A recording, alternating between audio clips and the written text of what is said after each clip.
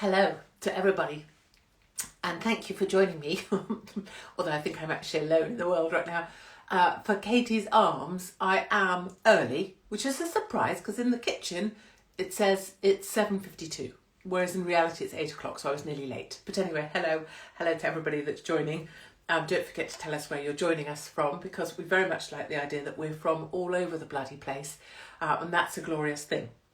You will notice immediately, I'm sure, that I have managed to hoik up my tiny what are they, bees? Look at them. Seriously, look. This does become a bit of a theme, but I'm particularly impressed tonight. I know, look at that. Honestly, if I took this thing off, there's literally nothing there. I've been in a wetsuit most of the week, and I have to, I need a label that says front and back, because otherwise there's no way that people would know which was the front of me and which was the back. I mean, apart from my head, but body-wise. But this thing, honestly, and look, it's even got this on as a strap. I know. How I'm not a Victoria's Secret angel at this point is anyone's guess. In fact, their angels have taken a bit of a turn, haven't they? Hello from the People's Republic of Chicago. Hello, my loves. Victoria's Secret angels have taken a complete... So there used to be these beautiful, beautiful things, didn't they? These tiny, skinny women with these hugely long legs and enormous, impossible bazookas that would just stay up. But instead, now, they've had to, so that they can be right on, they've had to employ all of the chumbawambas.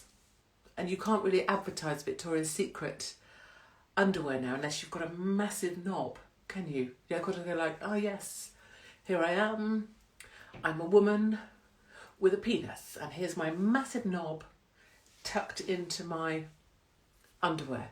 I think that's the route Victoria's Secret has gone down. And I think it's a very, very unfortunate route indeed.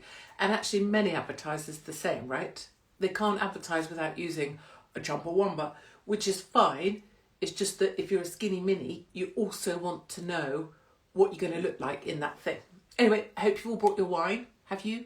Nice orange. Yes, that's the other thing. Bear in mind, I do this just out of the love of it. Look, seriously, can you see? I don't know. I'm a little bit concerned that what you're actually going to see is my beard. That's literally what I thought. I was like, oh, they'll see my moustache. I know. Inflatable dog balloon earrings. I know. Completely age inappropriate. Obviously designed for the youth. But honestly, fuck them. Mother, don't be listening. Go listen to Monty Don. Monty Don. In his braces. What's not to love? Yes, I know. They are the best ever. Are they poodles? I don't really like a poodle, but I do like my earrings very much. And one last accoutrement, which we must. Yes, a great supportive bra. This is not just a supportive bra. Oh no. This is scaffolding. We discussed, didn't we, last week? This is ribby gunt. Hoiked up from somewhere down here, so that people would imagine, if they were looking to a tall gentleman looking from above, would think I had huge bazookas. But the reality, of course, is once I got naked, he'd be like, where'd they go? He'd be... Poor lovely Mark. He'd be... If I went back to someone's room, do people still do that? I don't know. Does that happen? Do young people go back to people's rooms? Probably not. We just do it in car parks. Brilliant. If I went back to someone's room and then they took my bra off, they'd be like, where? Looking under the bed spread. I mean, imagining that places still had bedspreads. Where'd her boobs go? Because they literally, if it wasn't that you're not supposed to, I totally would do it now just to show you.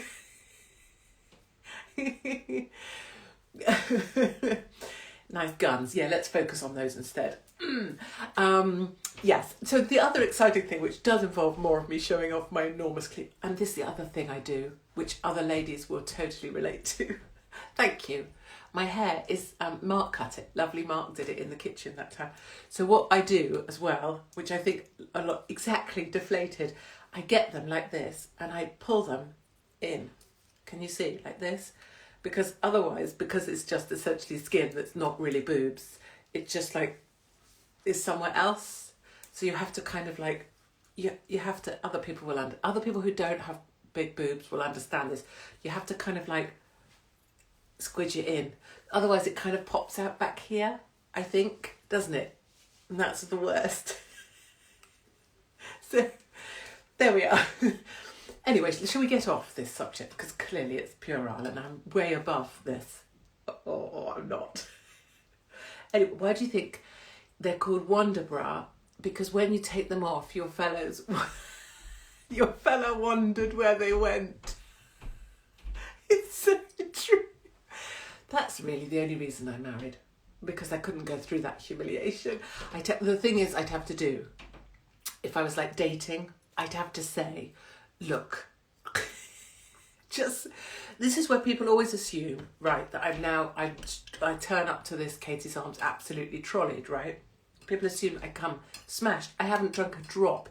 This is literally the first thing that's passed. Admittedly, I do have the whole bottle here. But this is literally the first drop that's passed my lips all day. I've been driving and all sorts, so I wouldn't have drunk. But this is just how I am when I get going. So please don't, when people say, oh, she's obviously pissed. What's Mother thinking? We didn't take Mumsy down. Oh, hold on, let's get Mumsy 1 second. Oh, I've got to hoik my jeans up there a bit low. Right, hold on. Right. Oh, God, well done, that person. Here we are.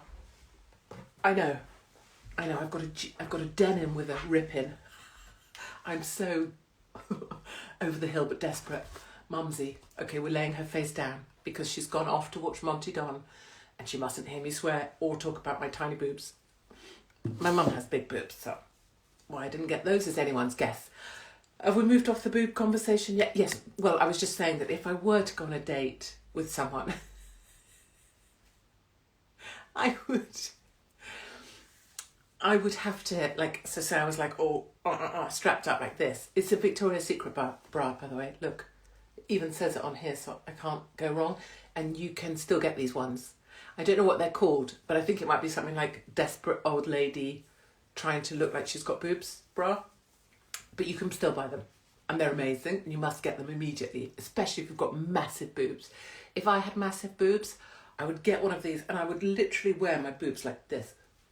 And women that do that when they have huge boobs, I always go up to them and go, you have got great boobs. And usually, I put my face in them with complete strangers. Often.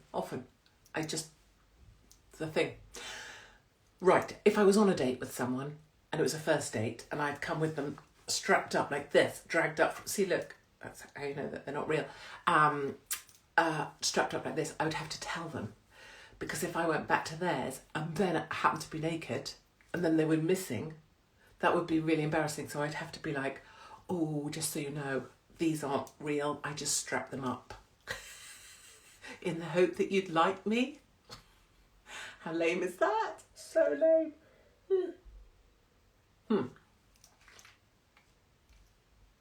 So, my friends, yes, I wanted to say one last thing. Well, no, I've got so many things. Look, I've even got notes. I tell you, the effort that goes into this is virtually zero, but there are notes. Yes, I needed to tell you about this. And I did say to lovely Mark, look, he gave me 2 and I was going to obviously wear them in a comedic nipple fashion. But he told me that that was childish. But we are, lovely Mark, because so many of you have said, we need something that like marks us out, which I totally get, because during COVID lockdown and all the bullshit, not wearing your mask was a thing, wasn't it? Like tattoos were a thing, and also people with a certain attitude were a thing, and people who were like, not wearing my mask, and you could see, people had an attitude about them that let you know they were one of you. Same with any time I got on a plane, you had to put your mask on to get on the plane, but as soon as I got on that plane, the mask was down and I would walk down the aisle with my mask off, just to show people, no, I'm not one of the compliant, I'm the other. So people have been asking, they've been saying, we need something for us, right, our family on here. Hello, hi Claire, hi Christine. And so lovely Mark has been working on these, and they are actually, I love them actually, because look, they're shiny. And they say offer tea piss. And he's just checking them because lovely Mark is all about the detail and he's very serious about this sort of thing. Whereas I'm like, oh, it's a pin, it's brilliant. Let me wear it as a nipple. But anyway, we are sorting these out and then we're doing them at cost. We're not trying to, this isn't about money. This is about us being able to have little symbols to each other. Look, I can do this because then I can do that. To show that, you know, we're one of us. Oh, hi, Cheryl. Hi. Yes, so that's going to be the plan, is that we all can have a little badge and we can just wear it like as if we were children, but this time naughty children who are basically saying to all of life and complying and all the bullshit and all the difficulties we're all going through, and particularly some people are going to be going through as we hit winter. So I don't know, a way of our family keeping together. So I'll let you know when we have these, but at the moment they're in, Mark's testing them. I don't know what that means. What does it mean? Is he taking the backs on and off? I think he is, just to check. But they are actually fancy and they're modelled, actually, story. I have a Houses of Parliament pin because there are one or two very good lords in the House of Lords. I know lords should be disbanded and most people in Parliament are jerks, but there are a couple of them on there who are our family and are secretly team us. And the House of Parliament pin, the House of Commons, this is a copy of it, except ours doesn't have all of their stuff on it. It has offer tea piss. And we're getting them done in red and white and blue. Because why wouldn't you? So we are sorting these out. I think they're going to be like £4 or something. Whatever, it doesn't matter. But the point is, if you wanted to get one or send one to someone, they're sort of like a secret. It's like as if we were in the, you know, oh, I was about to say the Clan then. I would have been terrible, wouldn't it? That's a Mirror headline right there. Right, now things. What brand or colour is your lipstick? I get asked this every week. Honestly, how I'm not What's-Her-Tits from Love Island, anyone's guess. Sorry. You're going to have to help me because I know shit all about these things, as we can see. What did I used to wear at The Apprentice? Blue eyeshadow, I think. Put on like this at like 5 a.m. whilst we all had to pretend. Oh, so many stories about The Apprentice. We'll have to do that one, Katie's Arms, won't we? About how it really worked, The Apprentice, and my God. So, but this is Charlotte, I want to say, is it Tilbury? Someone will know. Charlotte Tilbury, and it's called Pink Venus. Yes, but it's a lip liner thing and a lip gloss thing. I don't really know about these things, but I know that you draw a line as if you're a child, which is why I kind of get it. Hello Ireland. Hello. I'm sorry you've got shit people in charge over there as well. And I wish I was back over. And I used to love coming over and being on that Dullard's show. What's he called? Turbridge. The most boring man on the planet. But either way, being on his show with the live audience was fab because the live audience were brilliant. Anyway, it's a lip liner thing and then you fill it in with the gloss thing. So it's called Pink Venus, but I call it Pink Penis. And why Charlotte Tilbury hasn't gone with my nomenclature, I've no idea. Now, I promise you that, yes, Charlotte Tilbury, I don't know. Katie, you're great. Well, thanks, Trace. You can come again. That's actually what I want to say thank you for. So thank you to everybody. Oh, look at me. Thank you, everybody, for all being so kind. And I say that, I mean that, as you can hear, because you jump on to videos I stuff out, and we know that most of the time I'm just being a bloody idiot. But you jump on, and then when someone's having a tough time, you jump on and you're nice to them. Or like the elderly gentleman tonight who said he is ready for the end because he doesn't see a way through this winter. And you guys are on there and you're like, come on, we can do this together, and this is shit, and we're sorry, but we're here. And so thank you for that. Thank you to everybody who comes up and hugs me in supermarkets, which I love. That happened today quite a few times, and so I end up just hugging in aisles of supermarkets and places. Not that I spend all my day in a supermarket, but you know. And thank you. So, and even lovely Mark now. So funny, we left a bar. I've just been in Cornwall. We went there for 5 days just to get in the sea. Get in the sea. And we were leaving a bar last night, and people were like, "Lovely Mark, we love you, lovely Mark." And lovely Mark is dead private and dead shy and quiet.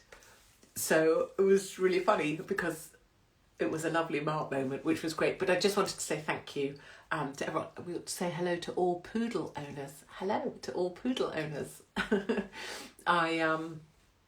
My dogs now, so Tilda and Stella, are 15 months. They're sisters, and they're quite good. Like, they're not bad dogs, but then, you know, we do run a lot, like 2 hours every damn morning.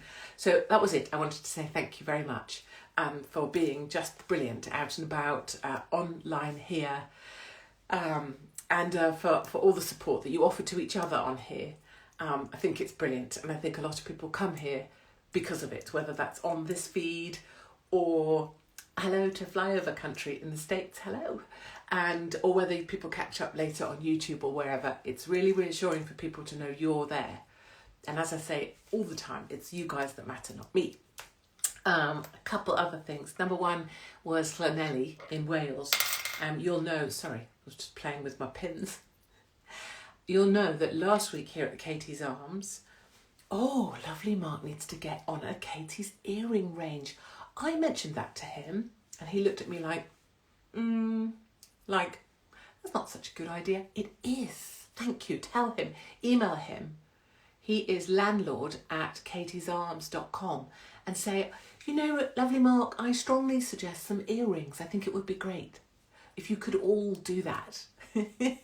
That would be perfect, because I suggested it and he really ignored me, which is basically how he's got through our marriage, by ignoring every F-bomb thing I do as much as he can, or trying to pretend like he's not married to me, which is why we have different names.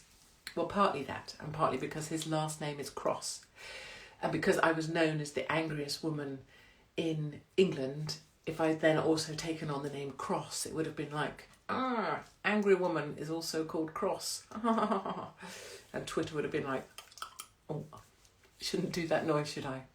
Sorry. Shouldn't make that. No, that's not appropriate. Nor is saying Joey Deacon. But that's basically why. Yes, they are poodle earrings. Well, I thought they were inflatable balloon earrings, which I think they are. They're made by some little supplier, and you get them from them direct, so it's good. No Amazon shit. But anyway, yes, I think Katie's Arms earrings would be a great idea. Right, Llanelli in Wales. So lovely Alex Belfield, hold your comments, thanks, invited me, bless him, to do shows with him in Blackpool, and this one in Llanelli and another one in Blackpool. And as many of you will know, please do Joey Deacon, I'm not allowed. He invited me to do shows with him, and you'll know the one in Blackpool was awesome and was the sellout, and we had to do 3 more nights, and it was the biggest selling night in all the time they've known it on the pier, and it was brilliant. And we just sold out in Wales. And I'm so grateful to Alex for allowing me to be invited and for me to get to do Blackpool, because I hadn't spoken for 5 years. But Llanelli got cancelled. And I don't know the ins and outs because it was booked by Alex's theatre manager, it's Alex's show, but it got pulled. So I was still pushing Llanelli, as in telling you I was looking forward to seeing you.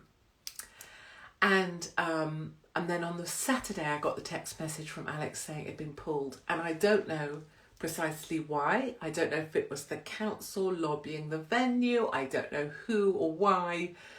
I don't know, with the media headlines around and things that are going on, what pressure came from where. All I can say is that I'm very sorry. And if you email me, if you were coming and you email me direct, I will send you my personal apology and you'll see exactly what I knew, where and when. But I should be with you in Clonelly tomorrow night, and I can't explain it other than the idea of letting people down at a time when everyone's been let down is beyond anything I can deal with, and I can't bear it. And in fact, so much so that even when I had the text to say it was cancelled, I said that I would go on my own and do it, and I would stand outside if I needed to and do it. But that was seen as a jolly bad idea. But just so you know, I don't just think, oh fuck it, it's cancelled. It's nothing like that. And I don't know the specifics of the who, because if I did, I would go to the office of the specifics of the who and ask what the bloody hell they're doing. So I do apologise, and I'm begging for a hello. Oh no, and then you've disappeared, and I don't know how to stop you going. Oh, I think Fernando. I don't know, but if I got you right, hello. But Blackpool will go ahead because no council can tell Blackpool what to do, and therefore no bastard that's trying to get at perhaps me or perhaps Alex after the headlines can get that cancelled. So Blackpool will go ahead, and I will be there, and I will make up for Wales one way or another. But all I can say to you is sorry. That's what I wanted to say. And there was another thing. Oh, and I promised to go to questions in just a couple of minutes. So Liz Cheney losing in America, that had to happen. And I know there's so much, it's so difficult in the UK to get a sense of what's actually going on the road in America. It's so hard. And Liz Cheney's speech to an outsider that wouldn't know was so noble and so wise and so defending the Republic and defending the Constitution and yada yada blah. But if you were on the streets of America, the way Liz Cheney has been acting, she absolutely deserved to lose her seat. And she was not representing the people she was elected to represent. She was being a sort of a player for the Democrats. And if people elect you, surely you should be doing what their bidding is. And that's why she lost her seat. So that would be my Liz Cheney. Come to Nashville. Bloody hell, I so want to go dancing in Nashville. I mean, obviously I want to do stand-up there as well. Yes, exactly. Forget Liz Cheney. She's gone. I know. But I see the way the news is delivered incorrectly in the UK because it's not told from the point of view of being on the streets in America, where you feel actually much more about what's going on. It's told for a British audience in a very distorted way, and that really does my nut in. And quickly, before I go to Tunbridge Wells, bloody Rishi Sunak, what a dickhead. What really upsets me about Rishi Sunak is that he's such a short prick, and he's pretending to be such a nice guy, and you know that really he's a short prick. And if you met him, you'd think, what a prick. And he's the sort of guy who'd be dead popular, parents' evening. Hi, oh hi, yeah. Oh hi, Barnaby. Oh hi, yeah.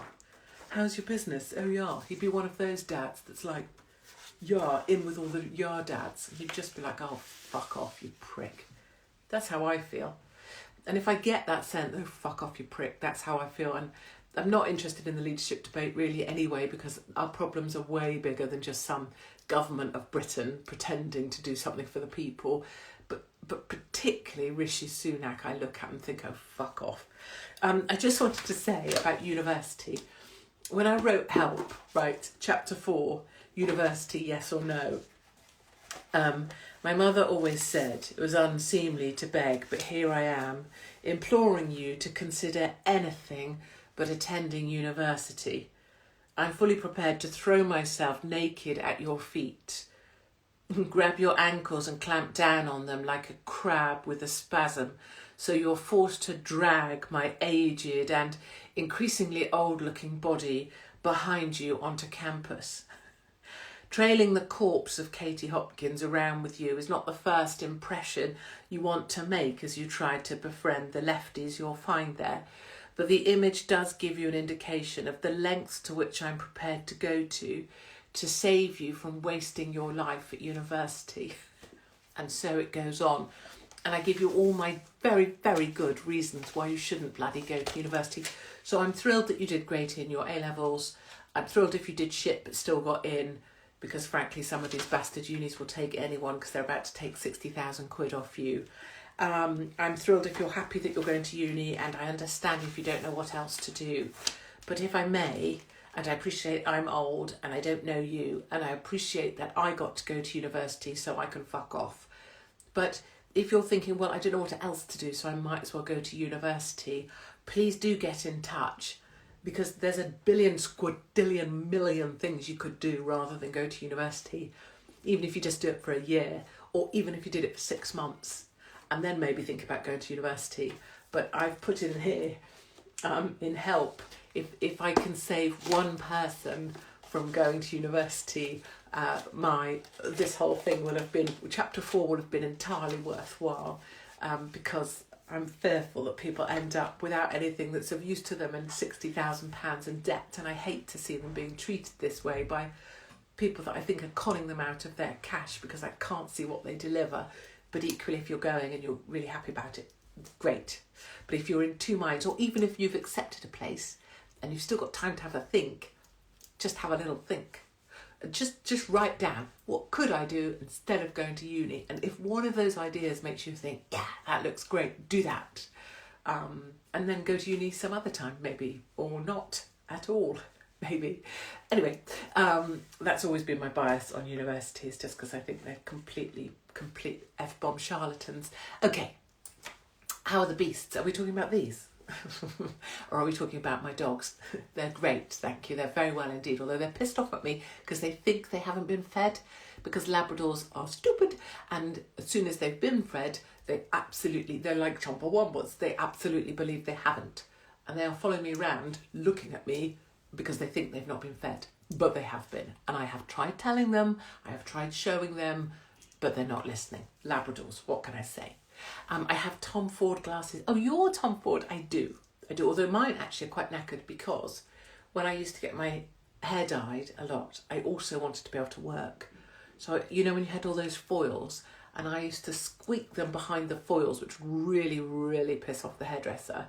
And as a result, the arms of my glasses are badly dyed by... Anyway, you don't need to know all that. Right, darlings, I'm having a drink while you think of interesting questions. My daughter can't get an apprenticeship in her chosen field. F-bombs, that's shitty. We need brilliant colleges that partner with businesses and teach people skills and pay them, and then they have a laugh as well, and they get to come home absolutely knackered because they've worked so hard. That's what we need, not pissing universities where kids are bored out of their shitting tree and fucking pissed off with their drug-addled neighbour. Bristol's universities, the hidden suicide rate, I'm going down a dark path which I probably shouldn't, the hidden suicide rate at these universities should be made to explicitly call out their suicide rate on their frigging bloody prospectus, I think, page 2, because many of them should be ashamed at the way that they brutalise kids during lockdown. I don't mean kids disrespectfully, I just mean kids were pushed to the end of the limits of the end, knowing they were paying for tuition they weren't getting in a place where they were locked up or fenced in. Anyway, what are my views on homeschooling? So I've done a complete 180 on this, and I hold my hands up and say I was wrong. I used to think, and I remember writing about homeschooling kids, because I used to think they were completely weird, because I knew some, and they were like, I would be like, oh, they're the kids that are frightened of being touched. Like, they're the kids, like the children of the corn, that don't ever go to like a hairdresser because they're frightened of being touched by an outside force, and their mothers are like, don't touch my child. I'm 180. I said this to lovely Mark the other day, if I had another baby, not only would my entire womb fall out because I'm just so old, gravity would just win. That was too much, wasn't it? I would not for a single day, conform to anything, not one thing I was supposed to do for that baby. Not one thing. I would not have my baby in a hospital. I would not have a red book or whatever there is now. I don't even know, I'm sorry, but back in my day it was a red book. I would not go to a single checky thing, a single chart thing. I would not go to a single meeting thing. I would not go to school one day with that kid, and I would let it run free like a wild beastie until it was like 9. And then I would take it and show it some interesting shit. Not one moment would any of the system get its hands on my kids in any way, because so much of what I found most upsetting when I had my babies was girls, was being told they wouldn't make it, or being told they wouldn't live, or being told one would be suicidal, or being given results to a test that I didn't know what to do with, or being told they were abnormally this, or they didn't measure up right for that, or maybe they won't make. All that shit I could have avoided by just rocking with these kids and just doing what I thought was best, because typically mums or dads do know. There. Who knew? I've become like wacky. I still believe in like showering. I still believe in things like Tampax. You know, I'm not like a free bleeding just because like I feel that way about kids. It doesn't mean like I'm just like, oh, here's blood, I'm just gonna wear it. Yeah. As for that fucking Scottish prick, the sort of, what is he, the Tampax advisor for Scotland? Oh, piss off. Piss off, men trying to do a woman's thing because you think it's right on, and piss off Scotland for employing a man. You know, that's it. Yay, by people who haven't had kids, right? I kind of admire you, to be honest. Very much looking forward to going off backpacking around India with lovely Mark, free of any obligation.